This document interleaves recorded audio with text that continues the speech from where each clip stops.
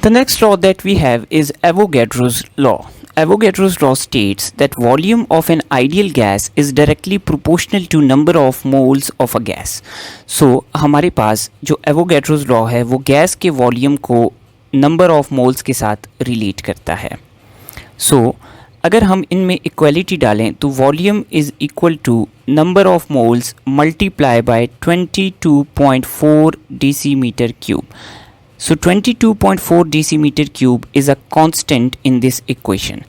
अब ये जो कांस्टेंट है that is taken at standard temperature and pressure, because volume को हम नंबर ऑफ मोल्स के साथ रिलेट कर रहे हैं. So we will keep both pressure and temperature constant.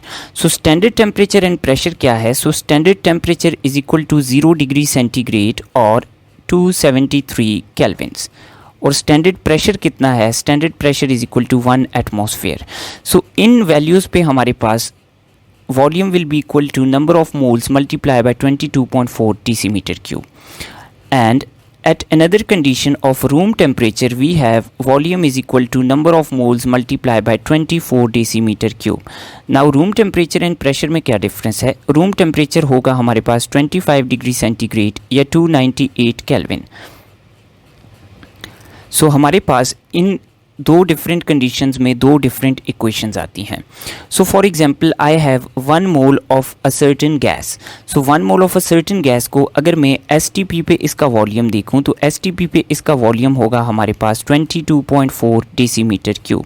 Similarly अगर हम इसी गैस को रूम टेम्परेचर पे ले जाएं तो रूम टेम्परेचर पे इसका वॉल्यूम होगा 24 decimetre cube.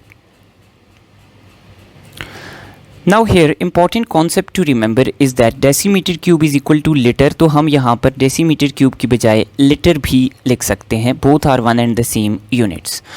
Now suppose we have 44 grams of carbon dioxide. What will be its volume at STP and RTP? तो इसके लिए हम पहले moles of carbon dioxide calculate करेंगे which is equal to given mass divided by molar mass of carbon dioxide.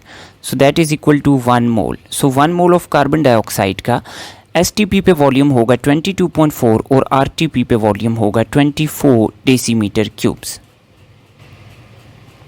Now suppose कि I have 3 gases O2, N2 and H2. Now हमारे पास तीनों का एक एक मोल है.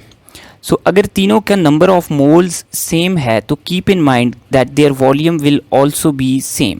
सो इन तीनों का वॉल्यूम हमारे पास एसटीपी पे 22.4 डेसीमीटर क्यूब होगा. नाउ कीप इन माइंड कि जब कभी हमें क्वेश्चन में आरटीपी या एसटीपी की स्पेसिफिकेशन नहीं होगी so we will always use STP unless specified. So अगर हमारे पास किसी भी गैस के नंबर ऑफ मोल्स सेम हैं तो हमारे पास उनका वॉल्यूम सेम होगा. लेकिन जहाँ पर एक बहुत इंपॉर्टेंट कॉन्सेप्ट याद रखें कि मोल सेम होने का ये मतलब नहीं कि गैस का मैस भी सेम होगा. फॉर एग्जांपल ऑक्सीजन के 1 मोल का मैस है 32 ग्राम्स, नाइट्रोजन के 1 मोल का मैस है 28 ग्राम्स, हाइड्रोजन के 1 मोल का मैस है 2 ग्राम्स. सो हमारे पास 3 गैसेस के अगर मोल्स सेम हैं उनका वॉल्यूम सेम होगा लेकिन उनका मैस डिफरेंट होगा क्योंकि हर गैस के 1 मोल का मैस डिफरेंट होता है. So now for example I take the same 3 gases. So oxygen के मैंने ले लिए सपोज 16 ग्राम्स, नाइट्रोजन की भी मैंने ले लिए 16 ग्राम्स, हाइड्रोजन की भी ले लिए 16 ग्राम्स. अब इनमें से वॉल्यूम सबसे ज़्यादा किसका होगा? तो कीप इन माइंड कि मैस सेम होने से कभी भी आप ये नहीं कहेंगे कि volume will be same. You will calculate moles. So moles के लिए हम इनको मोलर मैसेज से डिवाइड करेंगे. So this is equal to 0.5 moles, this is equal to 0.48 moles and this is equal to this is 0.57 moles and this is equal to 8 moles. So अब हमारे पास इन तीनों में सबसे ज़्यादा मोल्स हाइड्रोजन के हैं. So it will have greatest volume followed by nitrogen followed by oxygen.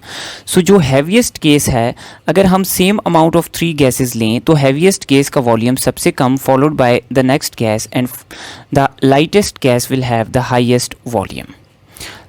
So this is the point where most of the questions from Avogadro's law are asked.